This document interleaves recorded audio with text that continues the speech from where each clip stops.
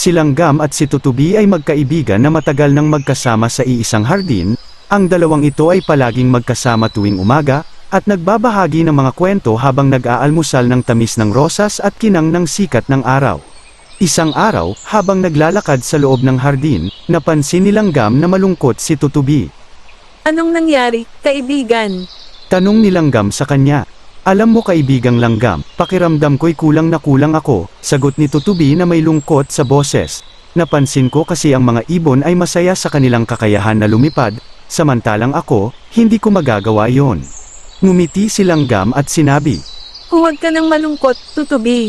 Tayo man ay magkaibang klaseng nilalang, mayroon ka ring kakayahan na kahanga-hanga. Ang tunog ng iyong pag-awit ay nagbibigay ng kulay sa bawat umaga, at hindi mo kailangang lumipad upang magbigay ng ligaya sa mundo. Nagbigay si Langgam ng magandang ideya. Bakit hindi natin subukan ang isang bagong pakikipagsapalaran? Ako ay maghahanap ng paraan para makalipad ka at magtuturo sa iyo ng tamang paraan para gawin ito.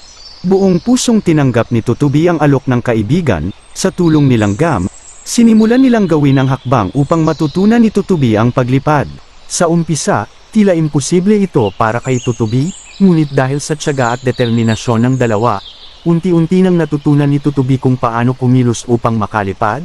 Sa bawat pagsisikap, dumarami ang kanyang nalalaman at nagiging mas magaling siya sa bawat araw. Isang umaga, sa harap ng napakagandang sikat ng araw, sa tulong ng kanyang mga bagong kaalaman at kasama ang suporta ng kaibigan na si Langgam, nagawa ni Tutubi na lumipad. Tingnan mo Langgam, ako'y nakalipad. Sigaw ni Tutubi na puno ng kasiyahan. Si Langgam ay tuwang-tuwa para sa kaibigan. Talagang kahanga-hanga ka, Tutubi. Sa iyong tiyaga at determinasyon, napatunayan mo na kahit sino ay maaring matutunan ang bagong bagay kung mayroong tiwala sa sarili at may suporta ng tunay na kaibigan.